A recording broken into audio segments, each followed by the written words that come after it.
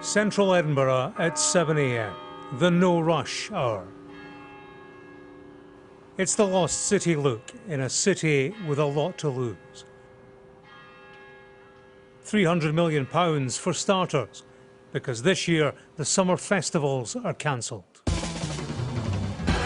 Please welcome to the stage, Mark Nelson. Cue comedy from the front room. It's going to devastate the catering community, it's going to devastate the hotel industry in Edinburgh, it's going to absolutely decimate the cocaine industry in a lot of the UK as well. The Stand Comedy Club is among those improving a live stream alternative. Showbiz survival for artists without the world's biggest arts festival. It is the most important thing we have in the year. It's like our Super Bowl. From the comfort of your own homes. Once one finishes, you start thinking about the next one, and then you start writing the show, and then you've got 2 months of previews before it. So it is kind of the culmination of a whole year's worth of work. So it's a big deal for it not to be happening.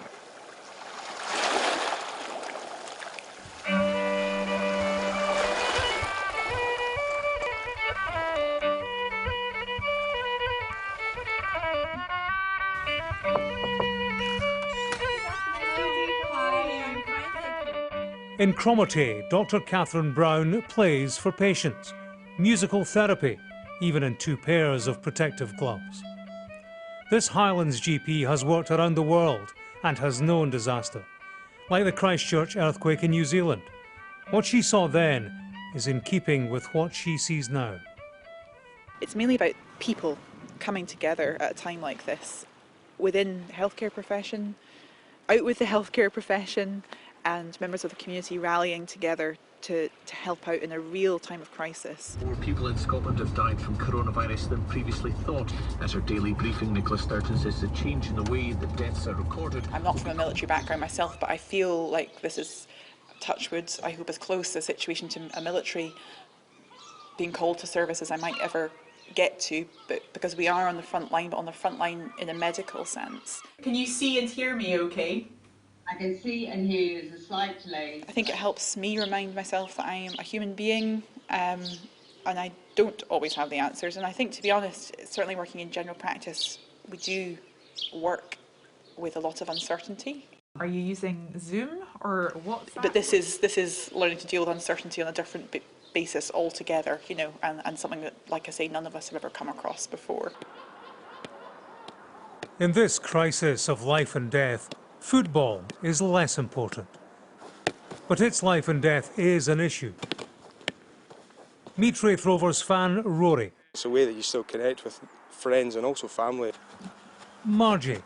I've got a set of underwear that I wear, and if we keep winning, I'll keep wearing that set to match games. And Graham. That's all people have. Some people like to come here at Starts Park. The Rovers aren't as vulnerable as some, but listen to their chairman's prognosis for Scottish football without gate receipts. I would suspect that there's at least half a dozen clubs that would be facing going into receivership or administration, whatever you want to call it, in about 3, 4, 5 months' time. And how Scottish football would recover from that, I don't know. Rory's launched a Donate a Ticket scheme where fans donate the price of a ticket for a game they won't watch, but for teams they'll help survive. Some of the best moments of my life have been supporting Raith Rovers. It's just a massive part of your life and it would be sorely missed. I didn't realise how much Saturdays meant to me. And now that Saturday's just the same as every other day. Scottish football goes deeper than just Rangers and Celtic. There's clubs like Stenhousemuir and Berwick Rangers, Queen's Park. These guys have had massive, massive inputs into the game in Scotland, which is, you know, a cornerstone of Scottish culture.